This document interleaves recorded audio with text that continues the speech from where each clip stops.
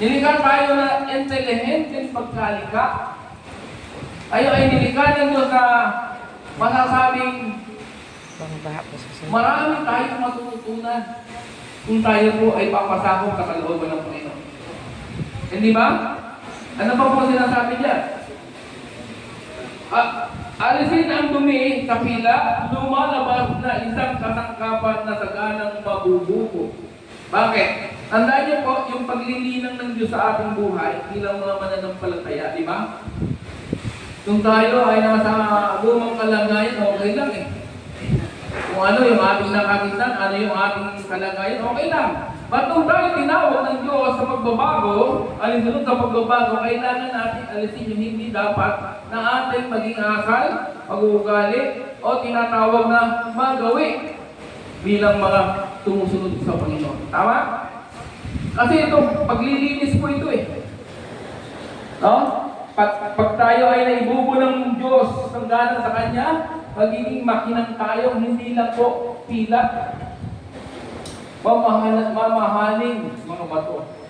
Kaya nga po, pagka tayo ay nag-aral ng salita ng Diyos, pag tayo po ay hindi pa natin nakakaalam ng mga salita ng Diyos, pag tayo ay nag-aral, nagbasa, kinausap tayo ng Diyos sa pamamagitan ng salita ng Diyos, tayo po ay binibigyan ng kaalaman ng ating mga gagawin sa ating buhay bilang mga Kristyano.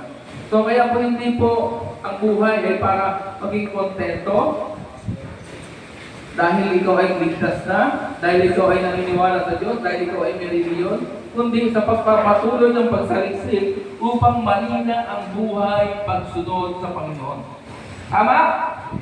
And verse 5, alisin ang masama sa harap ng hari at ang kanyang luklukan ay matatatag sa katwiran. Remember tayo pong mga tao, isa po ito sa ating dapat na kalagayan.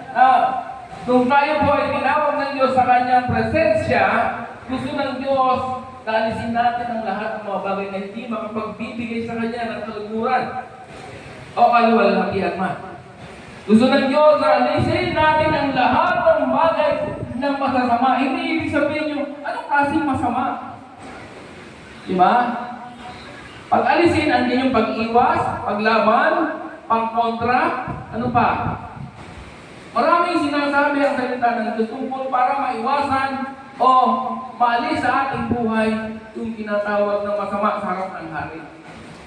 At titignan po natin ang ating sarili, meron lang po tayong isang hari. Parang iba po yung ating Panginoon, King of Kings, di ba? Lord of Lords, di ba? Siya lang po. So sabi dito, kung siya yung ating sinusundan, kung siya yung ating binibigyan ng emphasis sa ating buhay, hindi po tayo magkakamili ng sa kanyang pagsunod natin sa kanya. Kanyang luklukan ay matatatag sa katwiran. At tayo man, bilang mas sumusunod sa kanya, ay magiging matatag, iwasay, nananampalataya sa kanya. Di ba? Okay ba? So tayo po, nakikita po natin yung ating kalagayan, pero ngayon lang po yan. Kasi ang plano ng Diyos yan, iayos niya ang lahat.